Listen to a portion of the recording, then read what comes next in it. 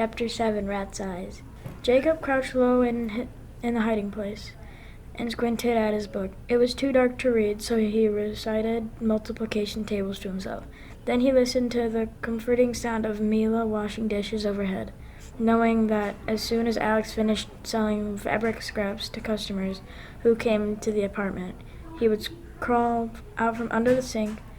At last, Jacob heard the front door close and Alex's footsteps coming toward him. Blinking from the sudden light of the lifted board, Jacob rushed to find Mariska. "Show me your homework," he demanded.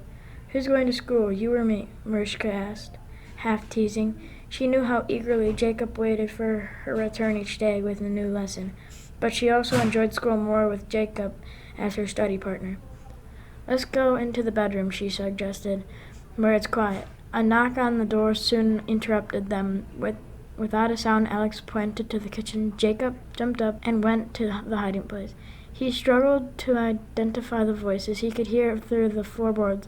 A child's high-pitched, lilting voice made him think about his younger brother. Where is David now? Jacob wondered. Will I ever see him again? David with dimples and blonde ringlets, who Jacob had been told looked like their mother.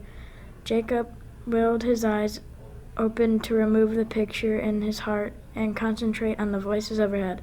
Mila was chatting with one of her neighbors, a young woman who held her 3-year-old by the hand. "Of course you can leave Gregory here while you shop," Anna, Mila said. "Don't worry about a thing." Mila led the toddler into the kitchen, saying, "Come help me cook. I'll give you some pots and pans to work with." Squeezed between planks of wood, Jacob scraped his shoulder. A splinter pierced his skin. Before he could stop himself, a whimper escaped, but it went unheard amid the clatter of banging pots. Suddenly Jacob froze. Light flooded through the holes in the floor. Gregory had opened the doors under the sink. Jacob could not see from his hiding place who had opened the doors. Maybe the Gestapo has burst in. He thought in panic. No, he reasoned, I would hear more noise. Perhaps Mila has opened the doors as a signal to come out. Jacob remembered Alex's stern instructions. Never come out until one of us gets you.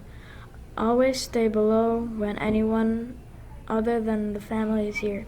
Jacob's curiosity suddenly got the better of him. Slowly and gently he pushed the board up just enough to peer out. He saw Gregory carefully placing the smallest pan into the largest. As Jacob lowered the board, it squeaked.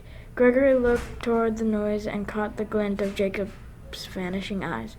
Aunt Mila, the little boy howled. Mila ran into the room, scooping up the screaming boy in her arms. "What is it, Gregory?" she asked, stroking his head. "I saw a big animal," he sobbed, "with black eyes. It was a giant rat." Mila's hand stopped in midair. He had seen Jacob. No, what an imagination you have, little Gregory," she said soothingly. "I did see a rat, Aunt Mila, I did," the boy insisted. "Well, let's look around for it, then," Mila said, helping Gregory to inspect all the corners of the kitchen. "It was under the sink," he sniffled.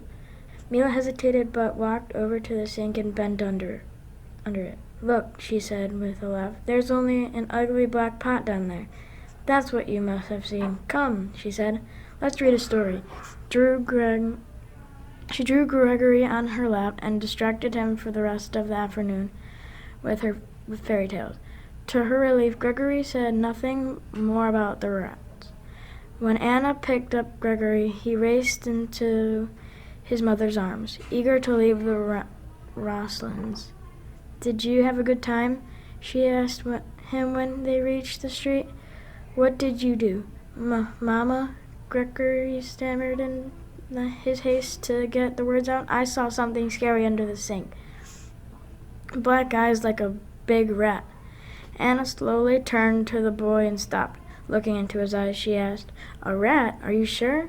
This isn't just a story." While Gregory shook his head emphatically and told her in detail what he had seen, Anna thought a moment.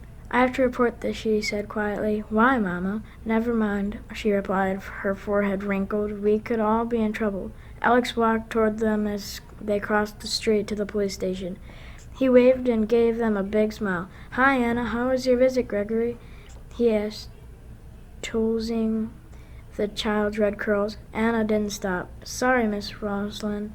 We're in a big hurry," she said, brushing by him. Gregory continued looking back at Alex's puzzled face as he and his mother nearly ran across the street.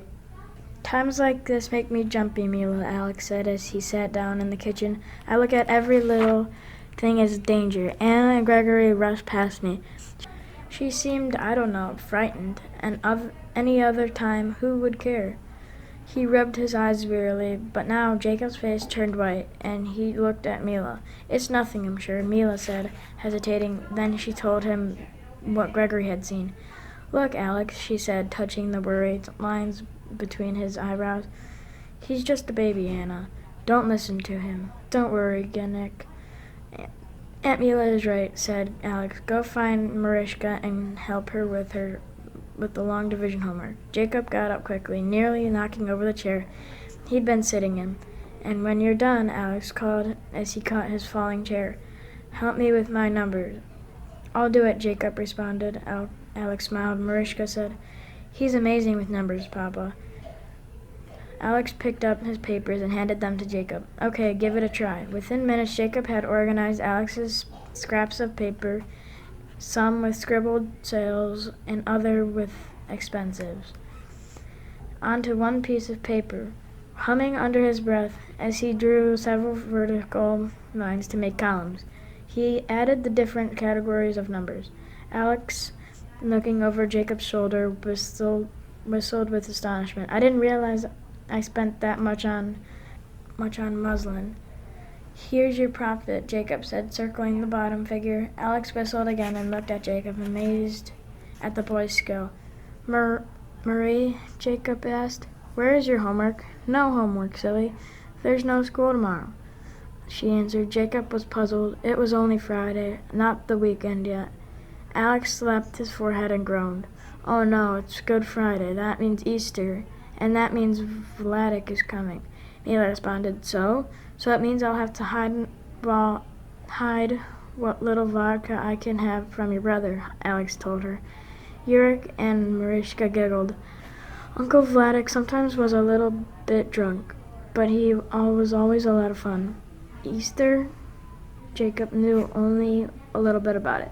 Polish people went to church, and afterward children went on egg hunts. Since he didn't get to go anywhere, Jacob didn't have to worry about following his unfamiliar ritual.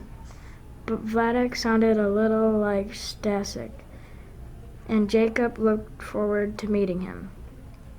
On the morning of Easter Sunday, Jacob stayed by himself in the apartment for the first time. Silence surrounded him, making him sharply aware of how he never had a moment alone. Before the war, he loved to play and read for hours in his room. But now he didn't like the feeling. He felt safe with Alex and Mila. Garrick and Mariska often took him away in his homesickness. He jumped at the familiar squeal of the front door. He ran to greet the Roslins and Vladek. Despite feeling shy and Garrick's hand-me-downs, while the family were dressed in their finest clothes, Vladek, a large man with a bright red nose, stepped forward and shook Jacob's hand warmly. When the children had left the room, Vladek swigged vodka and said to Alex, "Maybe that's why you always get what you want." "What do you mean?" "You take chances like hiding that little Jew boy. Me, I'm afraid, but not you." And you went on, wagging your finger at Alex. "You like fooling the Nazis." Alex shook his head. "Vladek, I don't enjoy risking my life." "Then why?" A harsh pounding interrupted. "Vladek." Alex ran to the bedroom and grabbed Jacob to get him to the hiding place. Garrick and Mariska entered the living room just as the door burst open with force of 3 policemen. "How dare you!" Alex bellowed. "What right do you have to break into my home?" The leader of the trio flashed his badge. He was a lieutenant with the Polish police. "Where is the Jew?" he demanded. Vladek stared at the middleman. Swaying slightly, he burst out, "Jaworski, remember me? From the Three Roses bar?" The man cocked his head, considering Vladek. Then his face lit up. "Vladek, sure, good man. Say," he said, remembering his purpose, "what are you doing here?" "I'm here with my sister and brother-in-law." "What are you doing here?" is the question. "These are good Poles. They don't break laws. How about a drink?" Jaworski reluctantly shook his head. No, I'm working. We got a report there was a Jew here, and..." Vladek cut him off with a snort. Slapping his friend on the shoulder and looking him squarely in the eyes, he asked, "Do you think I'd stay in a house with a Jew?" Jaworski reflected a moment, then shrugged his shoulders. "You don't know how many calls we get every day. People want rewards." He also looked at his hands. "Mind if I wash up? I've been poking around basement all day." Mila nodded and turned on the faucet in the kitchen. When Jaworski finished rinsing his hands, he reached down for a towel, but before he could open the cabinet, Garrick handed him one. The policeman patted him on the head and told him, "You're a good boy. Any time you want to help us find Jews, let me know." Garrick saluted and enthusiastically replied, "Yes, sir." He closed the door behind Jaworski and tapped on the floor over Jacob's head to let him know he could come out. Jacob popped up in a time to see Garrick holding his nose and stick out his tongue. The boys shook hands. They both had sweaty palms.